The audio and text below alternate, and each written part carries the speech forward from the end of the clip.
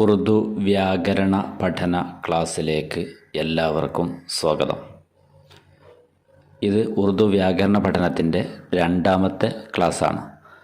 ഒന്നാമത്തെ ക്ലാസ്സിൽ നമ്മൾ ചർച്ച ചെയ്തത് ഉറുദു വ്യാകരണത്തിലെ ഒരു വിഭാഗമായ ഇൽമെ ഹിജയെക്കുറിച്ചാണ്. അക്ഷരങ്ങളെക്കുറിച്ച് ചർച്ച ചെയ്യുന്ന ഇൽമെ ഹിജ ആണ് നമ്മൾ ചർച്ച ചെയ്തുകൊണ്ടിരിക്കുന്നത്. കഴിഞ്ഞ ക്ലാസ്സിൽ നമ്മൾ ഉറുദുവിലെ ഹുറൂഫെ തഹജ്ജി, ഉറുദുവിലെ അക്ഷരമാല നമ്മൾ ചർച്ച ചെയ്തു. ഉറുദുവിലെ 35 അക്ഷരങ്ങൾ നമ്മൾ പരിചയപ്പെട്ടു. ഒപ്പം അവയുടെ പേരും നമ്മൾ പരിചയപ്പെട്ടു. ഈ ക്ലാസ്സിൽ നമ്മൾ പരിചയപ്പെടുന്നത് ഇതിലെ ചില അക്ഷരങ്ങളുടെ വകഭേദങ്ങൾ ഏതൊക്കെയാണെന്നാണ് നമ്മൾ ഈ ക്ലാസ്സിൽ പരിചയപ്പെടുന്നത്. ആദ്യമായി നമ്മൾ പരിചയപ്പെടുന്നത് അലിഫ് എന്ന ആദ്യത്തെ അക്ഷരമാണ്.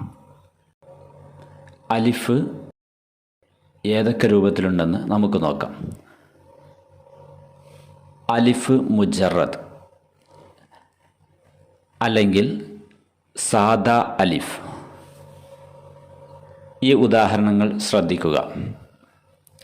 അനാർ, അബ്ബ, ഉറുദു. ഈ പദങ്ങളുടെയെല്ലാം ആദ്യത്തിൽ വന്ന അക്ഷരം അലിഫാണ്. അനാർ, അബ്ബ, ഉറുദു ഈ പദങ്ങളുടെ ആദ്യ അക്ഷരം അലിഫാണ്. ഇനി നമുക്ക് അലിഫ് മധ്യത്തിൽ വരുന്ന ചില ഉദാഹരണങ്ങൾ നോക്കാം.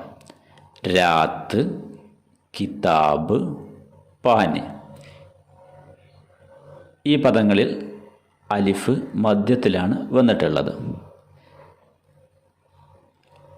അലിഫ് അവസാനത്തിൽ വരുന്ന ചില ഉദാഹരണങ്ങൾ നോക്കുക.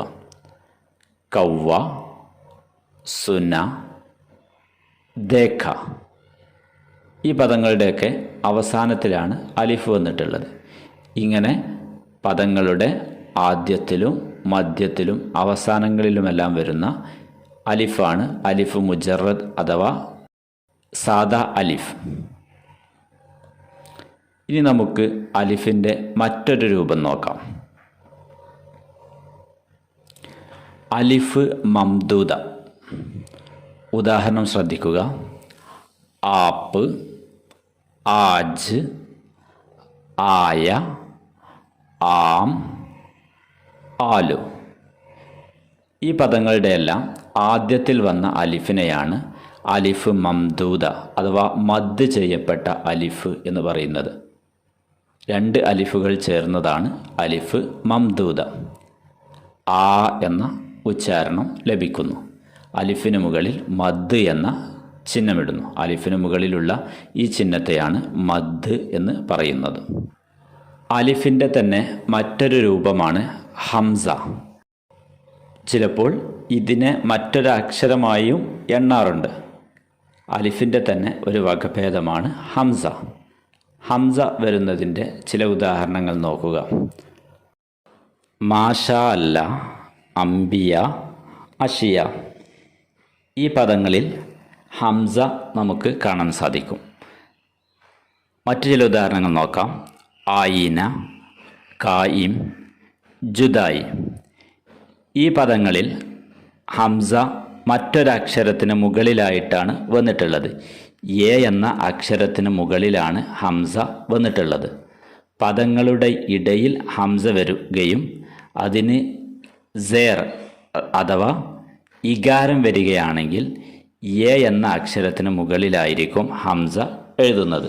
നമുക്കറിയാം ആയിന, ഇവിടെ ആ ഇ എന്ന് വരുന്ന ഇകാരമാണ് വന്നത്. അതുകൊണ്ട് എക്ക് മുകളിലാണ് ഹംസ എഴുതിയിട്ടുള്ളത്. അതുപോലെ തന്നെ ഖായിം, അവിടെയും ഇകാരമാണ്. അതുകൊണ്ട് എ എന്ന അക്ഷരത്തിന് മുകളിലാണ് ഹംസ എഴുതിയിട്ടുള്ളത്. അതുപോലെ തന്നെ ജുദായി. ഇനി മറ്റൊരു ഉദാഹരണം നോക്കാം. ദിക്കാവോ, ബത്താവോ, ആവോ. ഇവിടെ ഹംസ എഴുതിയിട്ടുള്ളത് വാവിന് മുകളിലാണ്. ഇനി മറ്റ് 2 ഉദാഹരണങ്ങൾ കൂടി നോക്കാം. ജുർഅത്ത്, ബുർഅത്ത്. ഇവിടെ അലിഫിന് മുകളിലാണ് ഹംസ എഴുതിയിട്ടുള്ളത്. അഥവാ അകാരം വരികയാണെങ്കിൽ അലിഫിന് മുകളിലായിരിക്കും എഴുതുക. അപ്പോൾ ഹംസ സ്വതന്ത്രമായിട്ട് വരുന്ന ഉദാഹരണം നമ്മൾ പറഞ്ഞു. അംബിയ, മാഷാ അല്ലാ, അഷിയ, ഇവിടെയൊക്കെ ഹംസ സ്വതന്ത്രമായിട്ടാണ് വന്നത്. ഈ ഹംസ ഇല്ലാതെയും പുതിയ ഉറുദു ഇംലയിൽ ഇവ ഇല്ലാതെയും ഈ ഹംസ ഇല്ലാതെയും എഴുതാറുണ്ട്. എന്നാൽ രണ്ടാമത് നമ്മൾ പറഞ്ഞ ആയിന, കായിം, ജുദായി, ഇവിടെ ഇകാരമായതുകൊണ്ട് ഏക്ക് മുകളിൽ ഹംസ ഉപയോഗിച്ചു. ദിക്കാവോ, ബത്താവോ, ആവോ പേഷ് ആയതുകൊണ്ട് നമ്മളവിടെ വാവിന് മുകളിലാണ് ഹംസ എഴുതിയിട്ടുള്ളത്. എന്നാൽ അക്ഷരത്തിന് ജബർ അഥവാ അകാരമാണ് എങ്കിൽ അലിഫിന് മുകളിലാണ് ഹംസ എഴുതുന്നത്. ഇതിന് അലിഫ് മഹമൂസ് എന്ന ഒരു പേര് കൂടി ഉണ്ട്.